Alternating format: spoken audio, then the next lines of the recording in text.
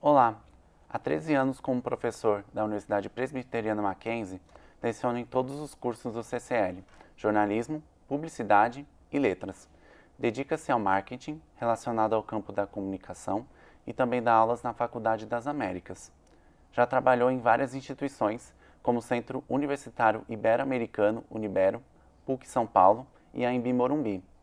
Formado em Publicidade e Propaganda pela Universidade Presbiteriana Mackenzie, é mestre e doutor em Comunicação e Semiótica pela PUC São Paulo, com pesquisa sobre o Carnaval e seus processos comunicativos e midiáticos. Parte do seu doutorado foi feito no Instituto de Ciências Sociais da Universidade do Minho, em Portugal. O projeto Memória recebe hoje o professor José Maurício. Tudo bem, professor? Olá, Gabriel. Tudo jóia. Então, para começar, eu queria saber sobre como você decidiu ser professor. Bom, acho que como várias histórias, né, isso remete a questões familiares. Eu venho de uma família onde existem muitos professores. Minha mãe era professora e por conviver, né, desde a infância, vendo ela planejando aulas e coisas do tipo. Não é que eu já desde cedo quisesse ser professor, mas eu sou de Minas, vim para São Paulo para estudar, queria buscar cursos na área da comunicação. Quando eu estava aqui, aquela ideia ela ficou muito forte dentro de mim. Aquilo que, né, aquilo que eu tinha visto quando era criança, acabou se revelando um caminho. Então, eu juntei um pouco, então, essas experiências e essas memórias de infância com esse gosto que eu tenho por pesquisa, por escrever, por investigar. E aí, cá estou eu. Então, você disse que procurou, né, curso da comunicação e você fez todos, né? Todos os cursos. E então, eu queria saber a sua relação com a universidade e como foi, assim, estudar todos esses campos da comunicação, né? A comunicação é uma área muito ampla, né? Ela é uma área muito diversa também. Eu fiz alguns cursos que são importantes, são, digamos assim, eles são fundamentais para a gente entender algumas coisas. Eu me formei em publicidade e propaganda aqui mesmo pelo Mackenzie, né? Eu sou um filho da casa, né? O CCL, o Centro de Comunicação e Letras, ele tinha outro nome, ele se chamava Faculdade de Comunicação e Artes, e ele tinha os cursos de publicidade, depois, né, já tinha o curso de design e também depois foi ter o jornalismo. Aí depois houve essa transformação e hoje ele se chama Centro de Comunicação e Letras. Então eu fiz publicidade e propaganda lá atrás e depois eu fui fazer um outro bacharelado, porque eu sempre tive um gosto muito grande pelo campo das artes. Eu fui fazer um curso chamado Comunicação e Artes do Corpo na PUC e aí sou bacharel em performance. E a performance ela é uma área que combina um pouco da questão audiovisual, da questão cênica, né, da questão das linguagens, também com o campo da comunicação. Então eu acho que isso me deu uma visão um pouco ampla, né, do que, sobretudo quando você pensa, esse curso se chama Comunicação e Artes do Corpo.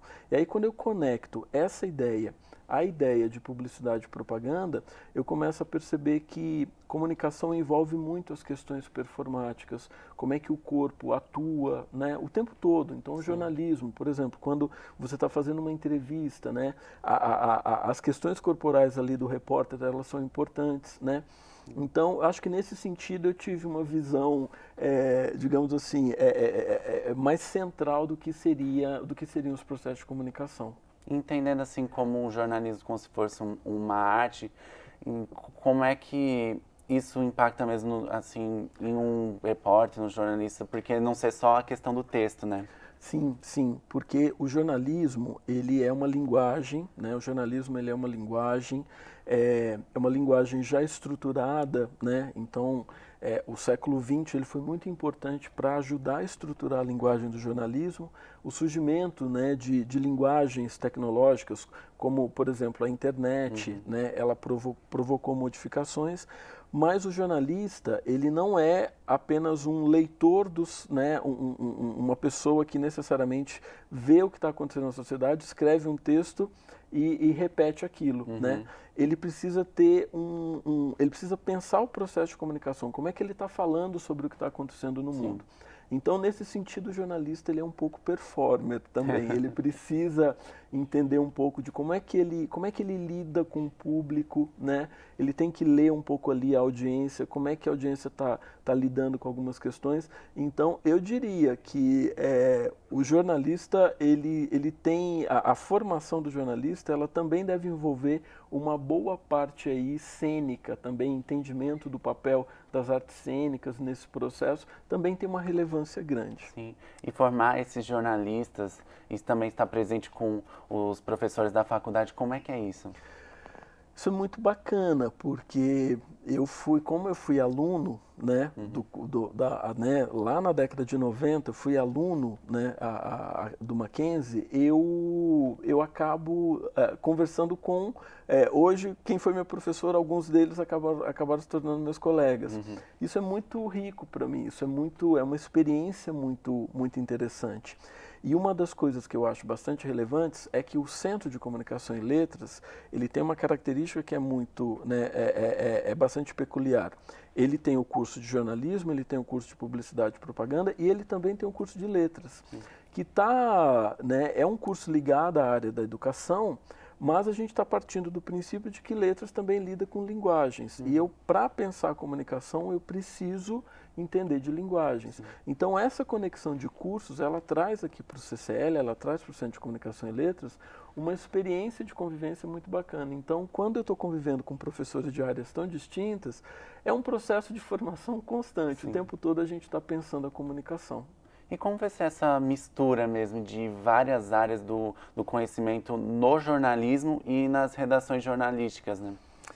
Hoje é fundamental, mais do que nunca, né? Porque o jornalista, ele tem que ter uma sensibilidade muito grande para as mudanças que estão acontecendo no mundo, e essa sensibilidade vem de muita pesquisa, e o jornalismo sempre foi interdisciplinar, ele sempre dialogou, né? Se a gente parar para pensar que eu preciso discutir economia, eu preciso discutir as questões geopolíticas, eu preciso discutir as questões culturais. Então, o jornalismo, ele como atividade, ele transita, ele navega por muitas áreas, né? E aí, por isso, vem a importância da formação, né? Por exemplo, na grade vocês têm disciplinas ligadas às questões econômicas, disciplinas ligadas às questões artísticas, disciplinas ligadas às questões da linguagem, né? Justamente para dar conta desse processo, que precisa, essa sensibilidade para a questão interdisciplinar, ela precisa estar muito presente na vida do jornalista e, sobretudo, na formação dele. Qual é a peculiaridade assim, de um aluno de marketing, de um aluno de letras e um aluno de jornalismo? As grandes diferenças, então vamos lá, eu acho que tem algumas coisas que juntam todos eles, né?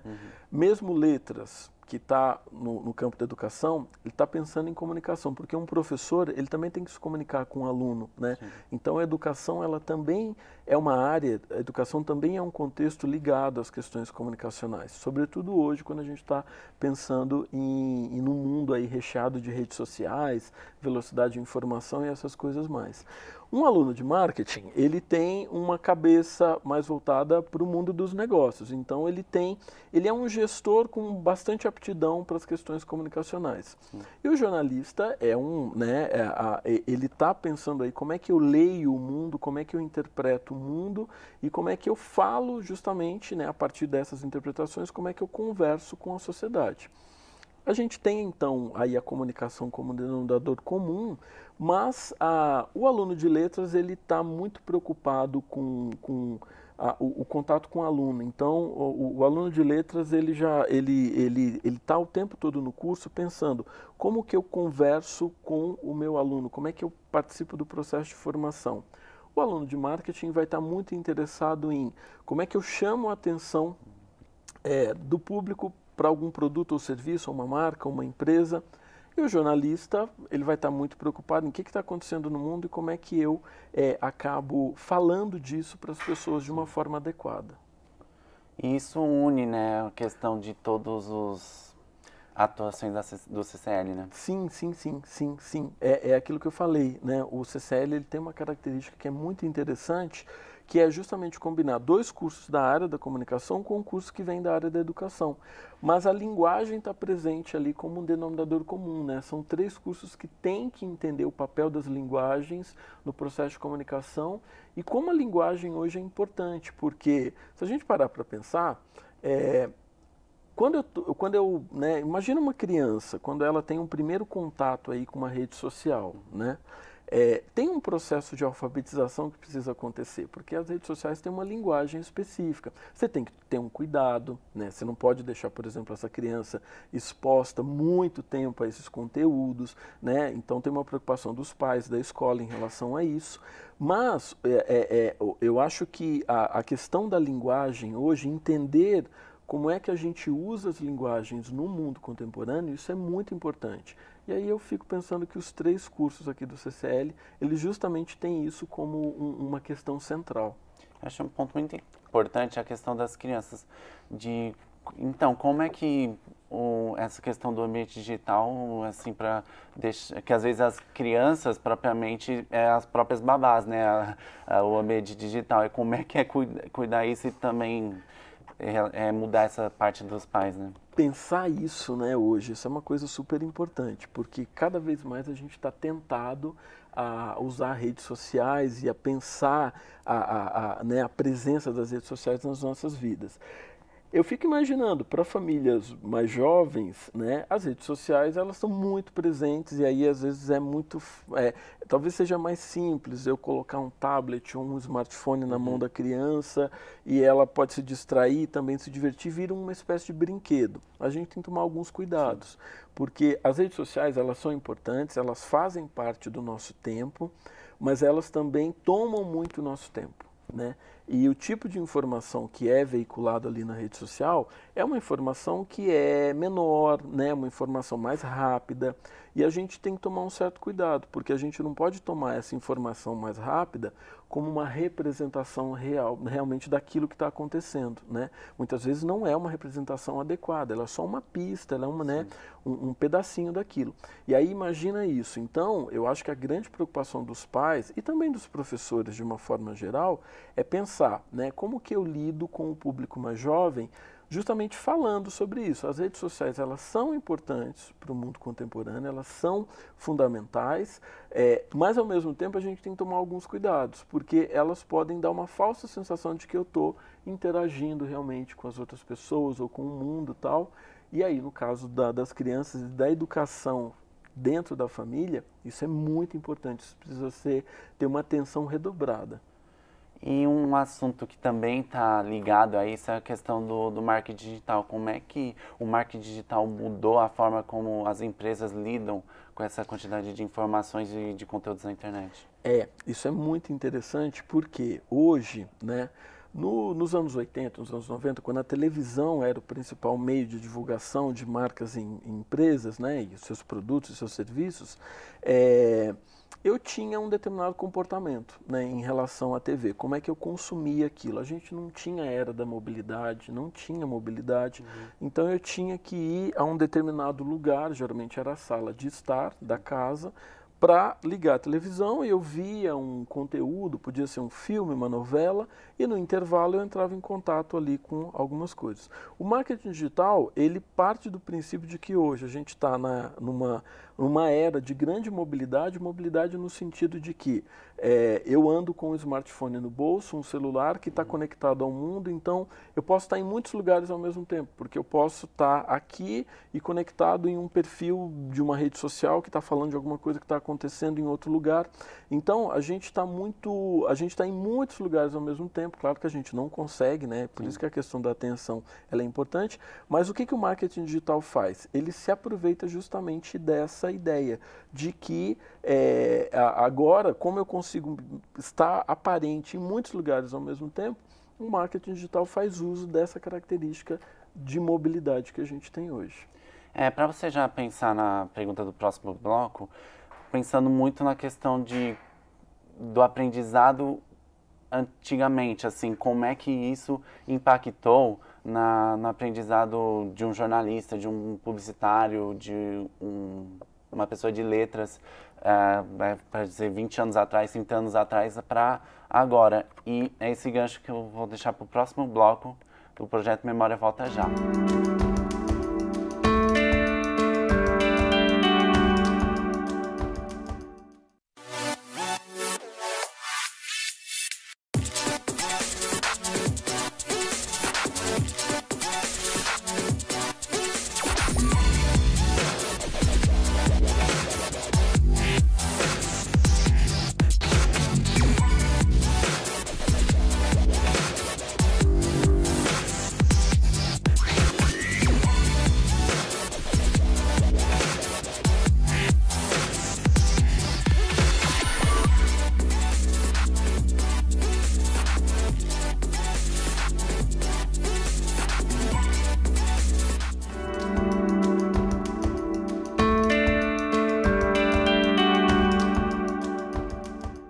O Projeto Memória está de volta. Ao meu lado, José Maurício, professor nos cursos de jornalismo, publicidade e letras da Universidade Presbiteriana Mackenzie. Para voltar na nossa conversa, a gente estava falando do como assim, streaming e as novas tecnologias mudaram a forma de lecionar dos cursos do CCL. Isso é interessantíssimo, porque realmente o advento da internet e o surgimento, né, de redes sociais, isso mudou bastante a forma como a gente, inclusive, dialoga. Nós, como professores, dialogamos, né, com os alunos. Uhum. É claro, eu já comecei a dar aula, né, já existiam redes sociais, mas o que eu acabei acompanhando foi um processo de crescimento, inclusive, de uma complexidade cada vez maior desse cenário. Uma coisa que é diferente era que hoje as redes sociais elas podem prolongar, por exemplo, o tamanho da aula. Porque eu tenho o tempo específico, né, de duração daquela aula. Aquela aula começa às 7 e vai até às 9, né? Mas eu posso, por exemplo, criar um grupo de WhatsApp, eu posso criar um determinado perfil em alguma rede social que possa servir de apoio ou de complemento para aquele determinado tema que a gente esteja discutindo ali naquela sala em específico. Então, o que eu creio que existe de grande diferença há 20 anos, quando você não tinha necessariamente esse cenário das redes sociais, para hoje? O que a gente não tinha era justamente essa possibilidade de prolongamento e de continuar a conversa.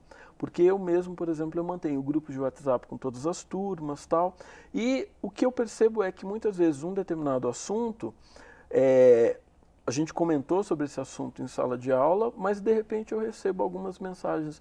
Mas professor, eu queria entender melhor tal questão, tal. Alguma dúvida que apareça depois da aula, hoje ela tem a possibilidade de ser debatida, né? Então eu diria que hoje a aula ela aumentou, né, o tamanho dela. Ela aumentou o tamanho, não é que isso necessariamente signifique esgotamento para o professor, mas é que você tem outras possibilidades, né, de continuar a discutir um determinado assunto. Eu acho que isso é uma das principais diferenças que a gente tem com o advento aí das redes sociais. E mesmo aumentando, até talvez ao mesmo tempo diminuindo por causa da questão da atenção, que foi muito prejudicada também com a questão da pandemia e durante o tempo das aulas aí começou a piorar essa questão da qualidade dos alunos. Como é que é isso nesse mundo pós-moderno, né? Perfeito, isso é uma questão importante. Hoje, uma das características que a gente tem no mundo atual é a questão do foco, né? O mundo, né? Tem vários autores discutindo a pós-modernidade, o Bauman é um deles, fala muito desse mundo líquido, onde tudo é muito rápido, tem muito excessivo, muita informação, e é onde a gente não consegue processar tudo, né? Então, a nossa atenção hoje, ela é muito fragmentada, a nossa memória é muito fragmentada, né? Isso é uma característica do mundo pós-moderno. E aí isso afeta diretamente a sala de aula, justamente porque, como eu estava dizendo, as redes sociais, né, elas acabam invadindo também o espaço da aula. Assim como pode ser vantajoso eu criar um grupo de WhatsApp para continuar um debate, né, no momento pós-aula, outras redes sociais podem invadir a aula e dividir a atenção, né? É muito comum você estar dando aula e você vê um aluno pega o celular e abre, vê um story de Instagram, alguma coisa assim e tal. porque isso parece que virou uma característica do mundo contemporâneo. E é um desafio para a educação lidar com essas questões, né? Eu não acho que o caminho seja uma proibição, não é proibido isso, mas sim pensar uma forma de se conscientizar. Ó, a rede social, ela bem usada pode ser interessante, mas ela, usada de uma forma inconsciente, ela pode gerar muitos prejuízos, como, por exemplo, uma atenção cada vez mais fragmentada, né? A falta de foco, de repente, para você resolver problemas mais complexos, porque a rede social ela é tentadora, ela oferece ali um divertimento rápido, né? E ela causa um tipo de vício, porque a gente fica o tempo todo, ó, isso aqui é divertido, legal, cadê o próximo? E assim vai indo, né?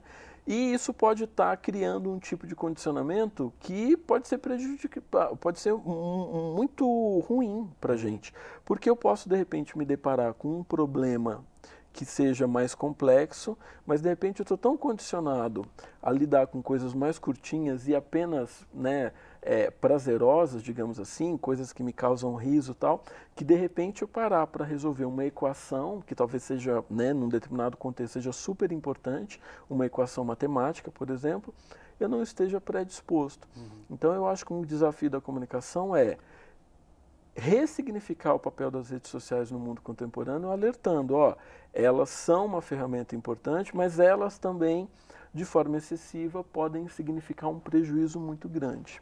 E dá um poder grande às marcas, aos consumidores, né? Você alimenta só a sociedade do consumo. Consumir é importante. Nós vivemos numa economia capitalista, promover o consumo é relevante, mas você tem que pensar que o consumo gera impactos ambientais, então a gente tem que pensar, além disso, viver só pensando em consumo também é um problema, né? Não é só isso. A necessidade de consumo, ela é inerente à vida, né? E sobretudo para a gente, né? Para a humanidade. O consumismo é que é um problema. E aí, de repente, as redes sociais e algumas marcas acabam estimulando apenas isso, né? E isso pode ser realmente bastante prejudicial. Para mudar o assunto, eu queria focar no seu após, né? Por que você escolheu analisar samba e carnaval? Porque eu gosto muito de estética e eu gosto muito de linguagem visual. Então eu desenho desde criança e eu sempre via os desfiles, eu sempre desenhei muita coisa, criei personagens, histórias e tal. E eu tenho um fascínio pelo visual dos desfiles, a forma como uma história é contada. É uma ópera de rua, né? Como um carnavalesco já falecido, mas um dos principais carnavalescos da história do Brasil já disse, o Joãozinho 30, o desfile é uma ópera de rua, ele é uma peça de teatro gigantesca, com cenários bem elaborados, né? São os carros alegóricos e tal. Então, eu sempre gostava muito disso. Mas não tenho nenhuma habilidade como sambista ou nada do tipo. Mas eu pensei, eu posso entender melhor essas questões. Era aquilo que eu tinha dito naquela pergunta sobre por que eu quis ser professor, porque eu tenho essa veia de investigador. Eu falei, olha, eu posso investigar melhor sobre isso, tem a ver comigo, é alguma coisa que eu gosto, e eu vou transformar isso num objeto de pesquisa, até porque é importante você pensar que o carnaval... Todo mundo se lembra sempre do carnaval como, é uma festa, né? É a questão festiva. Mas, para além disso, o carnaval também é uma linguagem. Ele tem algumas outras coisas que são importantes da gente entender. Ele tem relações com a economia. Ele tem uma série de relações que são bastante relevantes também, que às vezes não ficam tão aparentes assim. A gente só fica muitas vezes preso a esse aspecto mais festivo, né, que ele tem. Então foi por isso que eu decidi, no mestrado e no doutorado, entender a linguagem carnavalesca. Exatamente. E o carnaval no aspecto da comunicação? Carnaval é pura comunicação. Ainda mais, né, se a gente parar para pensar que hoje os desfiles, sobretudo, eu estudei os desfiles. Tem muitas manifestações carnavalescas. Tem o frevo, você tem trio elétrico, você tem bailes, blocos, tal. Eu fiquei mais atento à questão dos desfiles em si. O desfile, ele em si já é comunicação, né? Eu sou público, eu vou lá, assisto aquilo, tem um processo de comunicação que é inerente. Só que hoje o carnaval ele está intimamente ligado a outros aparatos e ambientes midiáticos, né? Então eu acompanho muito a presença por exemplo, tem uma coisa super criativa. Eu tenho acompanhado muito alguns perfis de escolas de samba em redes sociais. E tem coisas muito criativas, por exemplo, a forma como você faz a gestão ali, né, a presença dessa escola de samba numa determinada rede social. Um caso é a Mocidade Independente do Rio de Janeiro e como é que ela está no Twitter, por exemplo. É muito divertido. É uma linguagem que lembra um pouco a Netflix, como que a Netflix também atua no mercado, que a Netflix é muito lembrada pela atuação no Twitter por ser engraçada, por ser espontânea, e ela sabe aproveitar, né, o que está acontecendo no momento para criar algum tipo de meme e tal. A Mocidade, por exemplo, vai também nessa linha. Então, você tem uma relação muito grande. Além do desfile ser pura comunicação, você tem hoje as escolas de samba muito ligadas às redes sociais, ao mundo da comunicação. A transmissão televisiva acaba enfatizando muito isso, né? Então, é pura comunicação.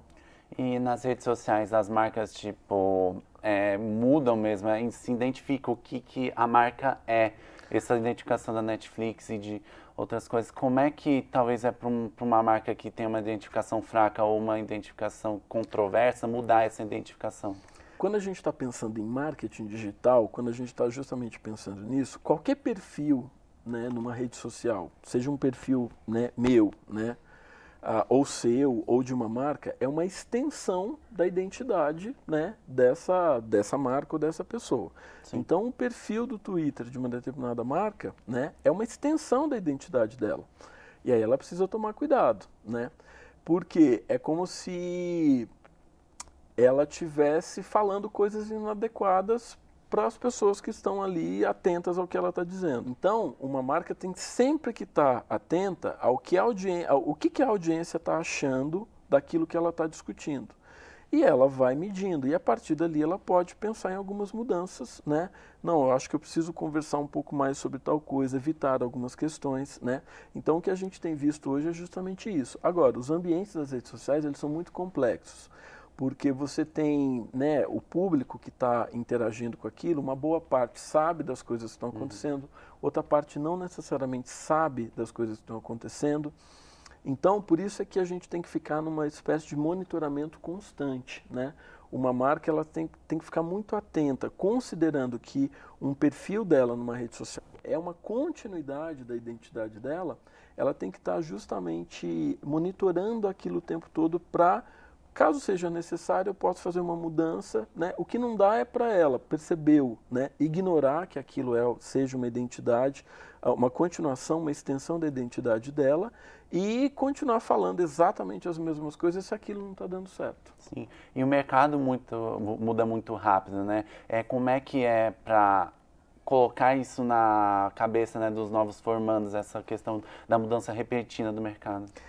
Essa é uma questão muito importante, porque quando você está falando com um público que é mais jovem, eles já nasceram nos ambientes digitais. Então, às vezes quando você fala sobre o mundo digital, eles falam assim, mas o que é, né? Você não tem uma diferença muito grande. Para a minha geração, né, eu cresci nos anos 80, e para as pessoas aí que têm a mesma faixa etária, a gente sentiu essa mudança de uma forma muito radical. Então, para a gente faz muito sentido quando a gente olhava como a TV, né, ela condicionava um determinado comportamento lá nos anos 80 e hoje como as redes sociais e a internet fazem isso.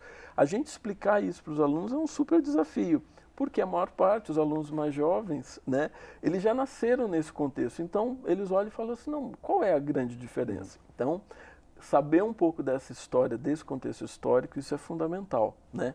Então eu acho que hoje, por incrível que pareça, falar de marketing digital para os alunos é saber contar algumas histórias e, sobretudo, as mudanças históricas que aconteceram a partir ali da década de 70, 80 e 90 para esse mundo digital. Então falar dessa perspectiva histórica e sensibilizar para essa mudança é o grande desafio na sala de aula para enfatizar a importância que as redes sociais têm hoje. E até uma mudança recente, porque, pelo menos no nosso país, né, as coisas demoram a chegar às novas tecnologias, né? Então, essa mudança que talvez acompanhou antes em alguns outros países, chegou talvez há pouco tempo, né? Em algumas coisas a gente demora mais, alguns mercados são diferentes, né? Em algumas coisas a gente demora mais, em outras, né? Por exemplo, o TikTok foi rapidamente absorvido aqui, né? Se a gente considerar o período da pandemia, e é uma rede social que cresce bastante. Em outros contextos, a gente demora mais para receber uma tecnologia, né? Tem uma variação, né? Mas sim, eu acho que estar atento a essas mudanças todas, isso é importante para você conseguir conversar com as pessoas sobre isso.